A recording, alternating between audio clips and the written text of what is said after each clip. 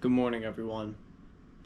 A lot of people struggle with getting their ideas out in the way they want the other person to hear, and this often leads to many arguments over miscommunication rather than actually arguing over the values being presented. What I mean is that when somebody's speaking, they might missay a word or they might not say the correct word in the context, and that'll cause a lot of conflict because the other person interprets what they said as something else while the speaker interprets that same thing as something different. Then they clash over the values said within that sentence or whatever they said, right? So that's why I want to go over how to accurately represent what you're thinking, because it'll allow you to clear up any miscommunication that you have, and in the future it'll also let you clearly indicate your values and beliefs to other people without them having to question who you are. Okay? So the 3-step process is very simple. It's just basically figuring out how you think, practicing and editing your speech, and then reflecting to see if that is what you wanted to say. It's very simple. I'm going to go into the steps in a second. There are a lot of times where people argue because of these types of miscommunications. And I feel like it's really important for us to learn how to manage these, because if you think about it, without communicating properly, you can't really get the right idea across, you can't get the right values, you can't get the lessons correctly, and you aren't learning to become capable at listening.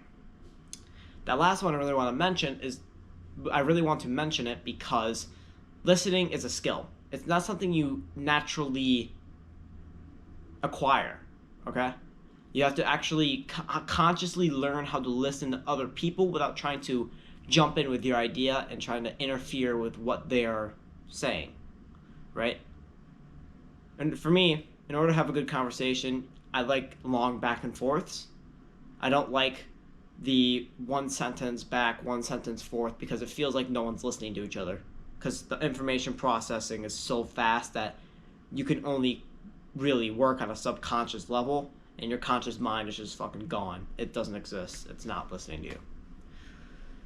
So, either way, now I'm going to go into the 3 steps of how to accurately represent what you're thinking. Number 1, what words match your intuitive thinking? Now let's break this down. Intuitive thinking is the sort of subconscious but noticeable way that you think. It's different in every person, and it's very recognizable and very easy to spot once you really understand what you're looking for, right? So you have to find out what that is.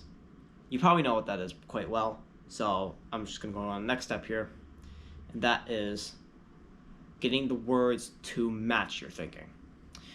So now we have to connect the mind to the mouth. Now that sounds really weird because you already have that connection, but what I mean is you have to bring it from the subconscious level of your brain to the conscious level. You have to think about what you're saying in the moment, so that way you can change what you want to as you say it. Now, this is a little bit difficult at first because it doesn't make too much sense to you, right? If you're trying to listen to yourself in the present moment, it feels really weird. It feels kind of awkward. But what this does is it allows you to quickly reflect and see, okay, what speech patterns do I need to change for the desired result that I want? And within that allows you to learn the lessons, and then over time you're able to edit your speech while doing the speech, so that way it can adapt to any environment that you may be in. If you were delivering a speech at a wedding, or if you're delivering a speech at a funeral, or any other scenario where speeches could be delivered, right?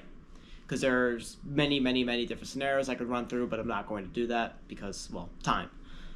So now that we understand how to find out our intuitive thinking, we understand what words match our intuitive thinking, whether that be from external factors or internal factors, like how you think, we now need to practice and edit our speech.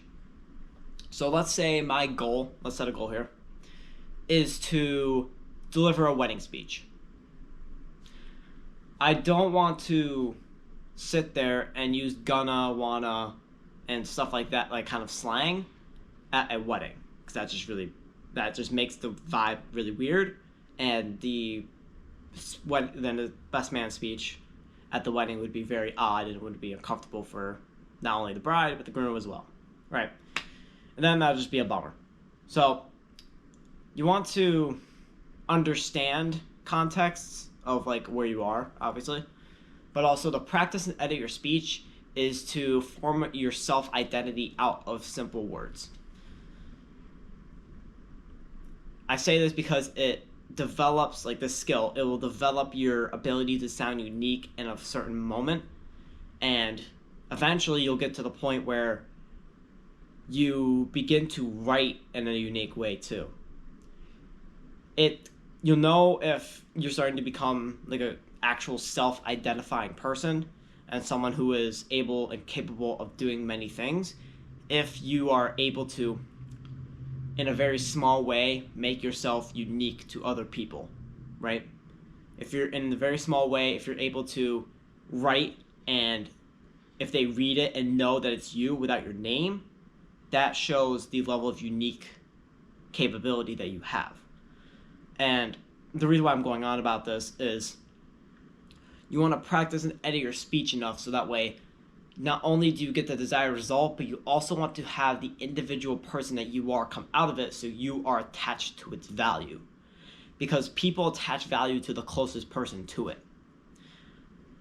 The businessman is attached with CEO, right? The bank is attached to finance. The employees are attached to the employer. These are all things that are very connected to each other, and with that connection, that level of connection is what we want to develop with our own internal thinking and our voice. Now, the last and third piece, you could probably guess it, it's just reflection. Now, I've been going on about reflection a lot in my recent videos, but that's because of how important it actually is, especially if you're doing this alone or like with another person. You really need to reflect in order to build upon the mistakes, or fix the mistakes rather, and build on the good things that you are doing in your speech, or really in anything in life.